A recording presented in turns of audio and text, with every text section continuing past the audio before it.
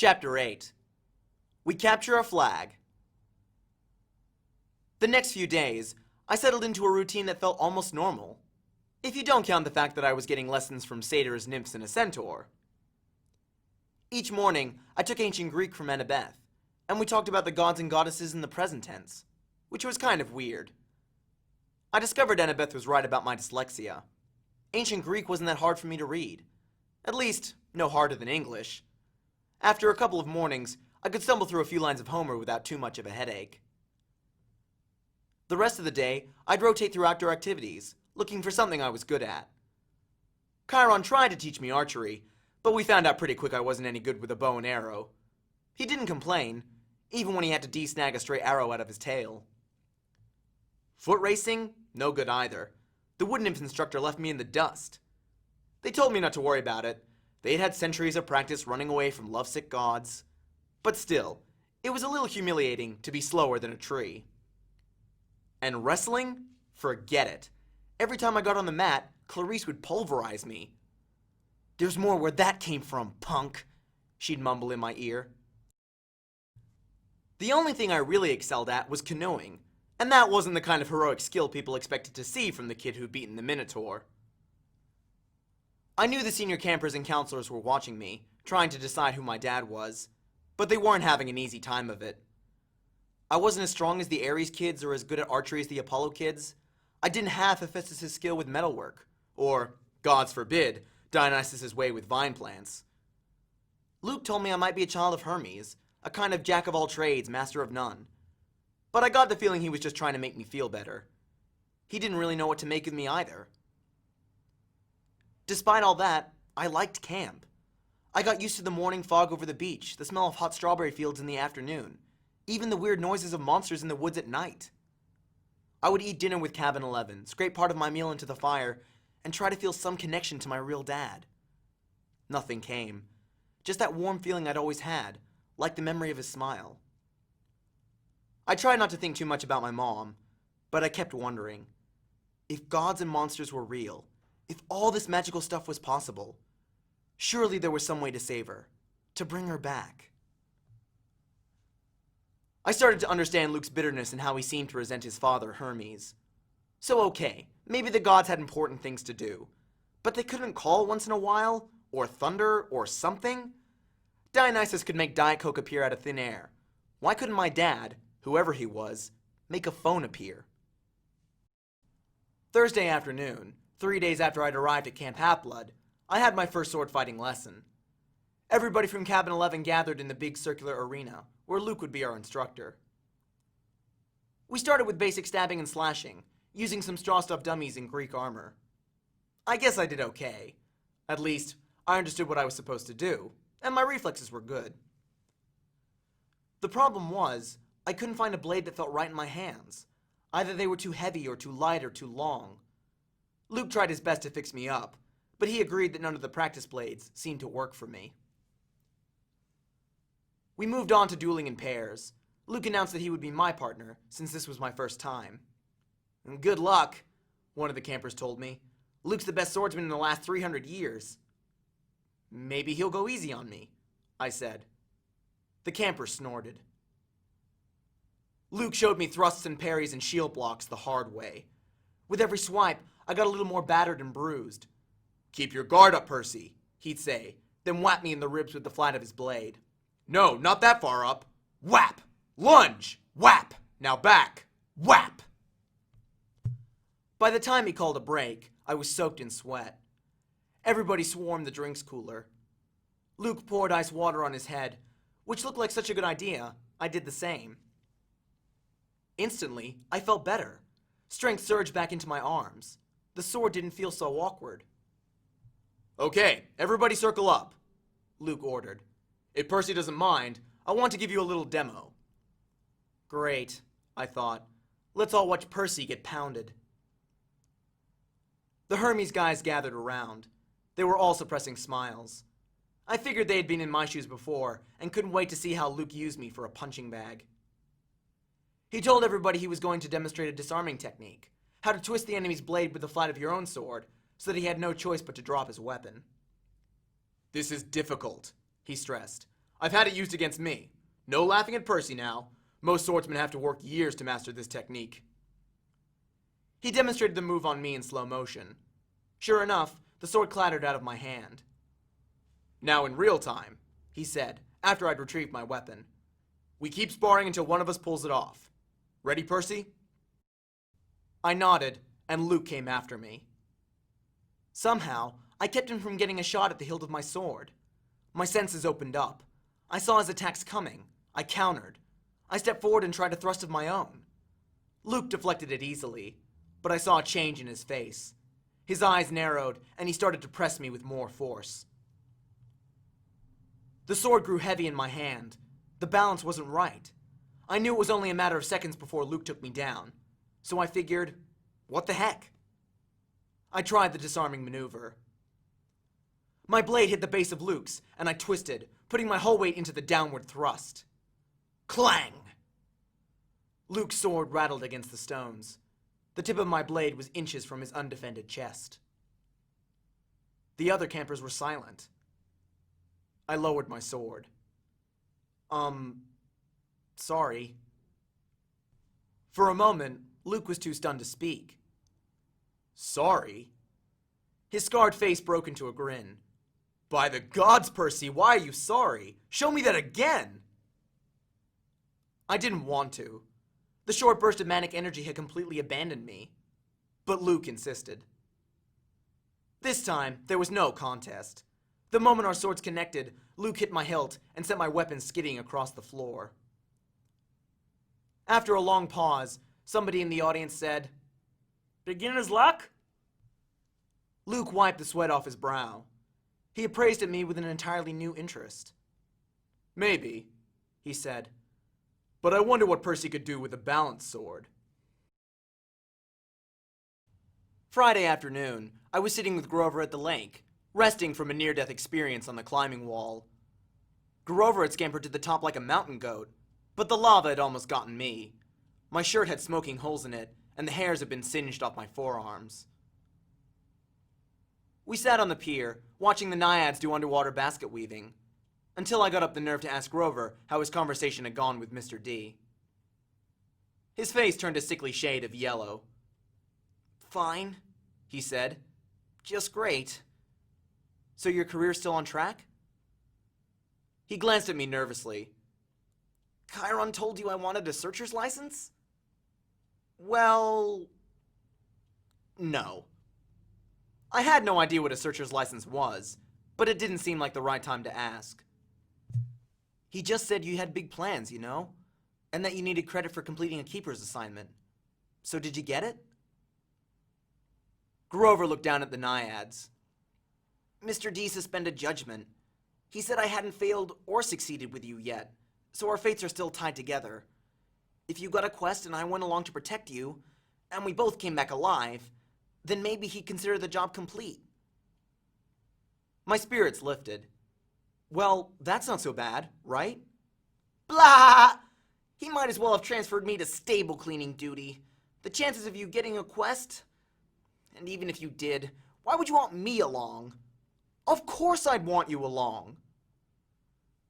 Grover stared glumly into the water. "Basket weaving. Must be nice to have a useful skill." I tried to reassure him that he had lots of talents, but that just made him look more miserable. We talked about canoeing and swordplay for a while, then debated the pros and cons of the different gods. Finally, I asked him about the 4 empty cabins. "Number 8, the silver one, belongs to Artemis," he said. "She vowed to be a maiden forever, so of course, no kids. The cabin is, honorary. If she didn't have one, she'd be mad." "Yeah, okay. But the other 3, the ones at the end, are those the big 3? Grover tensed. We were getting close to a touchy subject. "No. One of them, number 2, is Hera's," he said. "That's another honorary thing.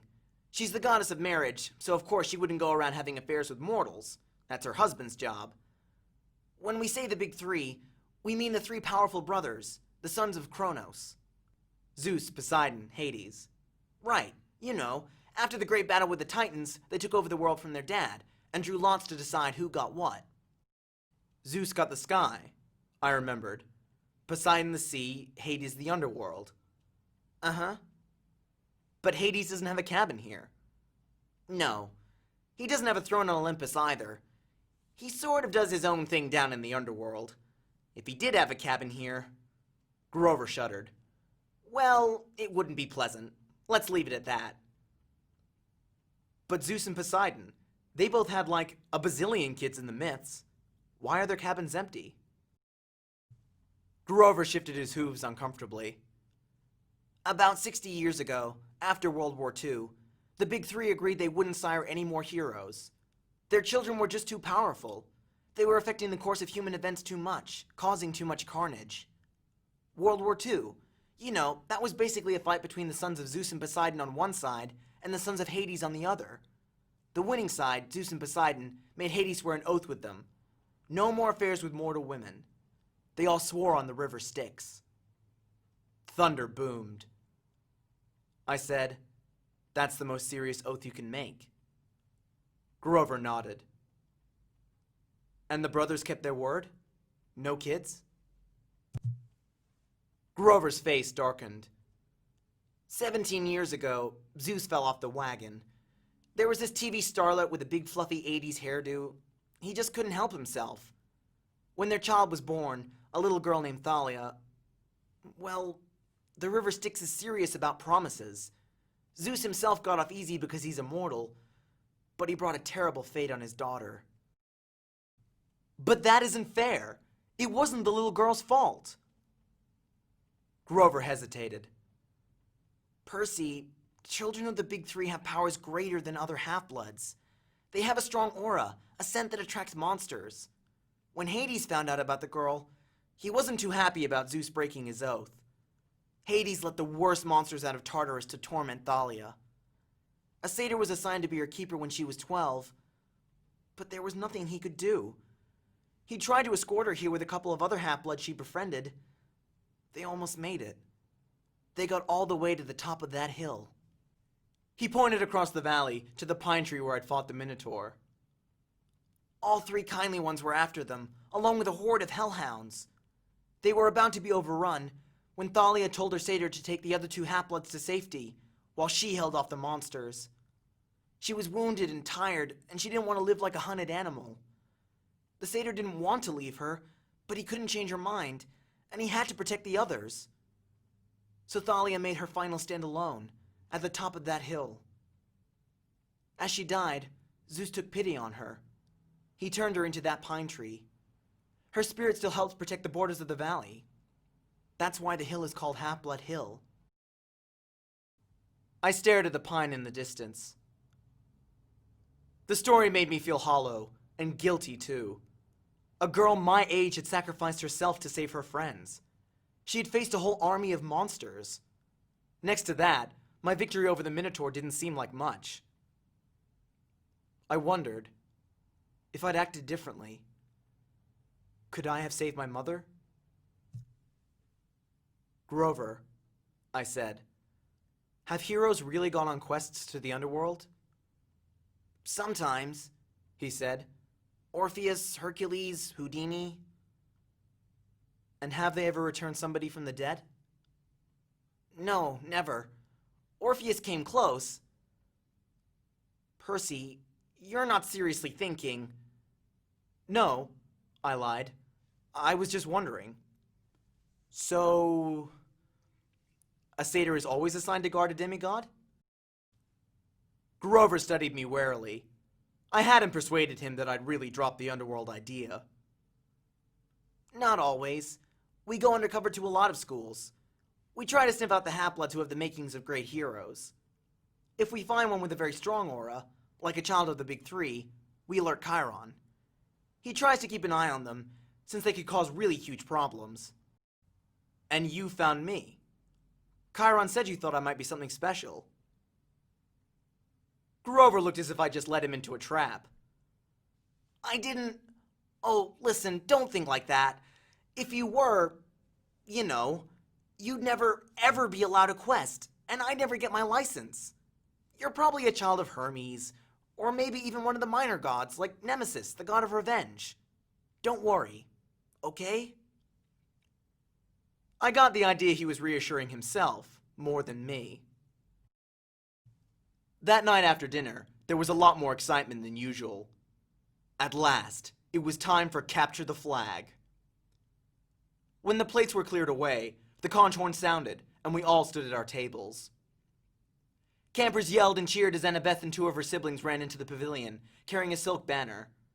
It was about 10 feet long, glistening gray, with a painting of a barn owl above an olive tree. From the opposite side of the pavilion, Clarice and her buddies ran in with another banner of identical size, but gaudy red, painted with a bloody spear and a boar's head. I turned to Luke and yelled over the noise. "Those are the flags?" "Yeah." "Ares and Athena always lead the teams?" "Not always," he said, "but often." "So, if another cabin captures one, what do? Repaint the flag?"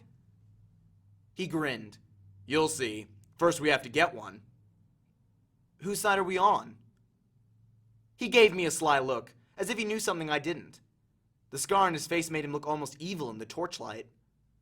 "We've made a temporary alliance with Athena. Tonight, we get the flag from Ares. And you are going to help."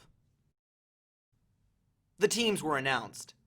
Athena had made an alliance with Apollo and Hermes, the two biggest cabins. Apparently, privileges had been traded. Shower times, chore schedules, the best slots for activities, in order to win support. Ares had allied themselves with everybody else. Dionysus, Demeter, Aphrodite, and Hephaestus. From what I'd seen, Dionysus's kids were actually good athletes, but there were only two of them. Demeter's kids had the edge with nature skills and outdoor stuff, but they weren't very aggressive. Aphrodite's sons and daughters I wasn't too worried about. They mostly sat out every activity and checked their reflections in the lake and did their hair and gossiped. Hephaestus's kids weren't pretty, and there were only 4 of them, but they were big and burly from working in the metal shop all day. They might be a problem. That, of course, left Ares' cabin, a dozen of the biggest, ugliest, meanest kids on Long Island, or anywhere else on the planet. Chiron hammered his hoof on the marble. "Heroes," he announced. "You know the rules. The creek is the boundary line. The entire forest is fair game. All magic items are allowed.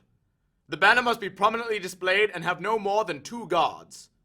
Prisoners may be disarmed, but may not be bound or gagged. No killing or maiming is allowed. I will serve as referee and battlefield medic. Arm yourselves." He spread his hands, and the tables were suddenly covered with equipment. Helmets, bronze swords, spears, oxide shields coated in metal. "Whoa," I said. "We're really supposed to use these?" Luke looked at me as if I were crazy. "Unless you want to get skewered by your friends in cabin 5. Here, Chiron thought these would fit. You'll be on border patrol."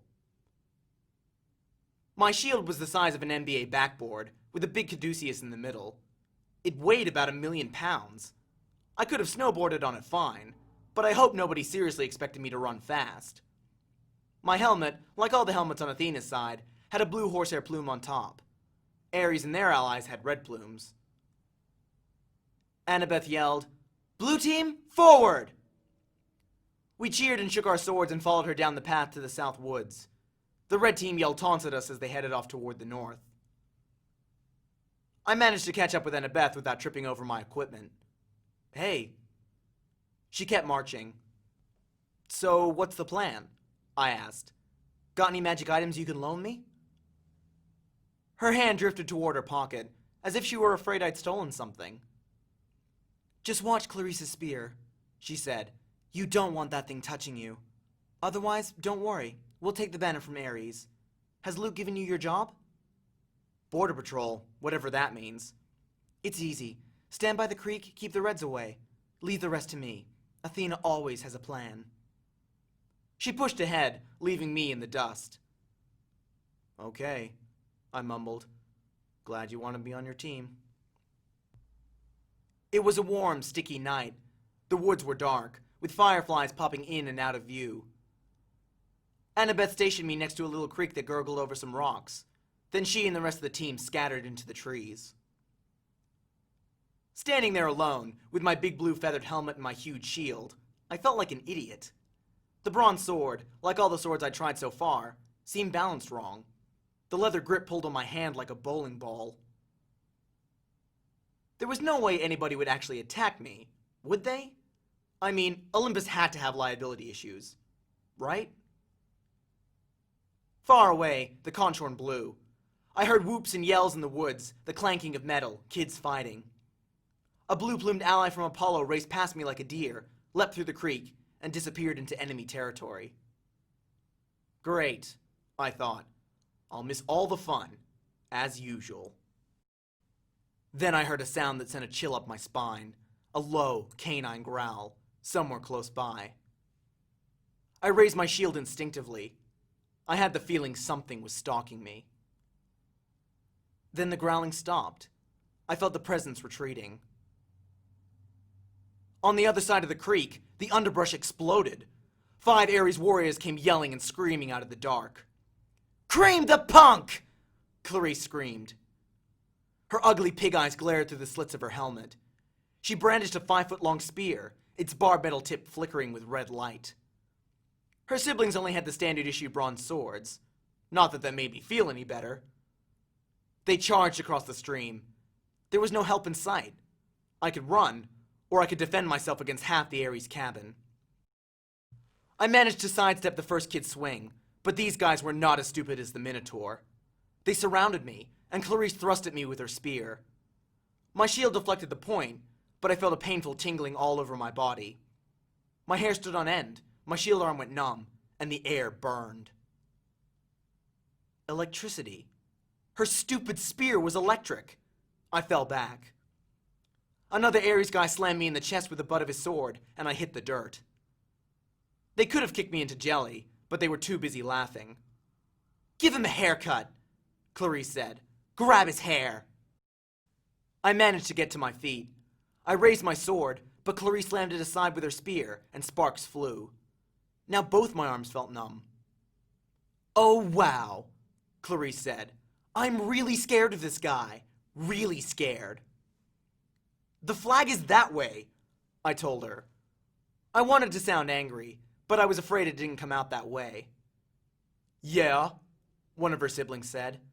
"But see, we don't care about the flag. We care about a guy who made our cabin look stupid." "You do that without my help," I told them. It probably wasn't the smartest thing to say. 2 of them came at me. I backed up toward the creek and tried to raise my shield, but Clarice was too fast. Her spear struck me straight in the ribs. If I hadn't been wearing an armored breastplate, I would have been shish kebabbed. As it was, the electric point just about shocked my teeth out of my mouth. One of her cabin mates slashed his sword across my arm, leaving a good-sized cut. Seeing my own blood made me dizzy, warm and cold at the same time.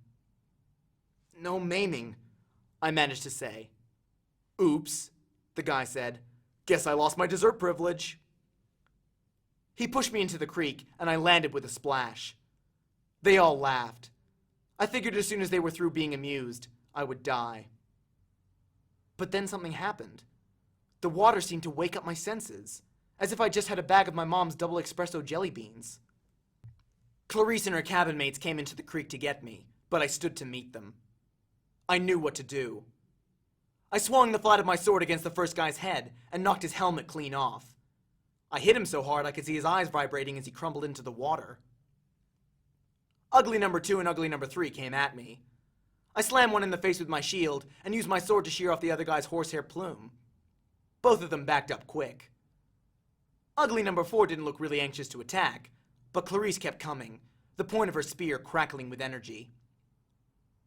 As soon as she thrust, I caught the shaft between the edge of my shield and my sword, and I snapped it like a twig. "Ah!" she screamed. "You idiot! You corpse-breath worm!" She probably would have said worse, but I smacked her between the eyes with my sword butt and sent her stumbling backward out of the creek. Then I heard yelling, elated screams, and I saw Luke racing toward the boundary line with the red team's banner lifted high. He was flanked by a couple of Hermes guys covering his retreat and a few Apollos behind them, fighting off the Hephaestus kids. The Ares folk got up, and Clarice muttered a dazed curse. "A trick!" she shouted.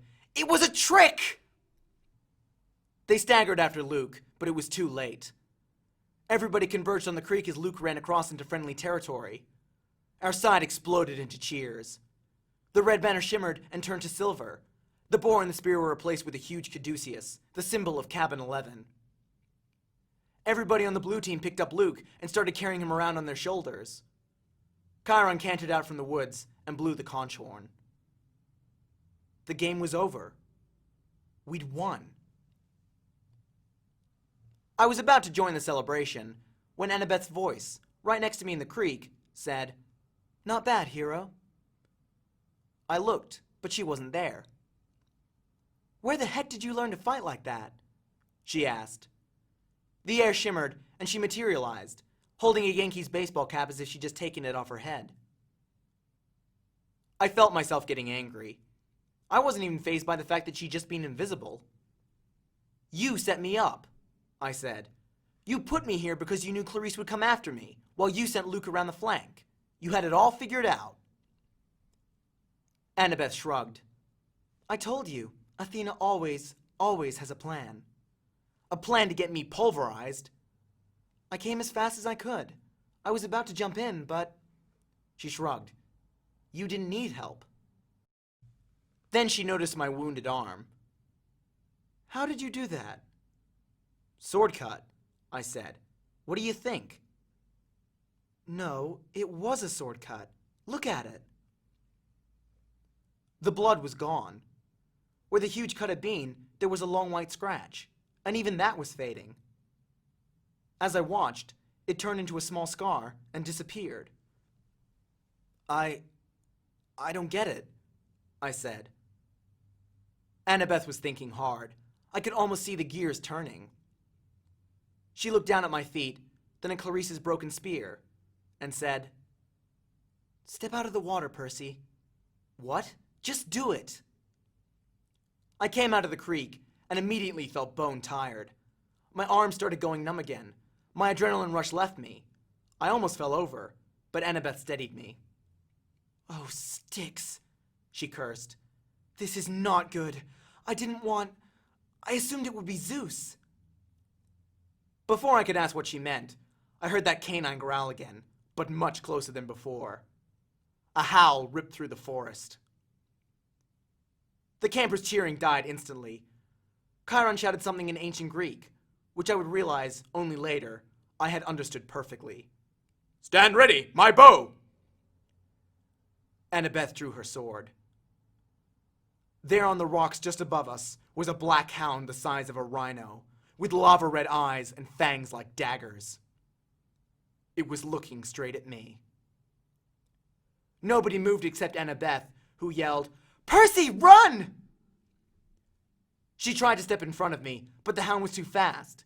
It leapt over her, an enormous shadow with teeth, and just as it hit me, as I stumbled backward and felt its razor-sharp claws ripping through my armor, there was a cascade of thwacking sounds, like 40 pieces of paper being ripped one after the other. From the hound's neck sprouted a cluster of arrows. The monster fell dead at my feet. By some miracle, I was still alive. I didn't want to look underneath the ruins of my shredded armor. My chest felt warm and wet, and I knew I was badly cut. Another second, and that monster would have turned me into 100 pounds of delicatessen meat. Chiron trotted up next to us, a bow in his hand, his face grim. "De Immortalis," Annabeth said. "That's a hellhound from the Fields of Punishment. They're not supposed to..." "Someone summoned it," Chiron said. "Someone inside the camp." Luke came over, the banner in his hand forgotten, his moment of glory gone. Clarice yelled, "It's Percy's fault! Percy summoned it!" "Be quiet, child," Chiron told her. We watched the body of the hellhound melt into shadow, soaking into the ground until it disappeared. "You're wounded," Annabeth told me. "Quick, Percy, get in the water." "I'm okay." "No, you're not," she said. "Chiron, watch this." I was too tired to argue. I stepped back into the creek, the whole camp gathering around me. Instantly, I felt better. I could feel the cuts on my chest closing up. Some of the campers gasped. "Look, I don't know why," I said, trying to apologize. "I'm sorry." But they weren't watching my wounds heal. They were staring at something above my head. "Percy," Annabeth said, pointing. By the time I looked up, the sign was already fading, but I could still make out the hologram of green light, spinning and gleaming. A 3-tipped spear. A trident. "Your father," Annabeth murmured. "This is really not good." "It is determined," Chiron announced. All around me, campers started kneeling, even the Ares cabin, though they didn't look happy about it. "My father?" I asked, completely bewildered. "Poseidon," said Chiron. "Earthshaker, Stormbringer, father of horses. Hail, Perseus Jackson, son of the sea god."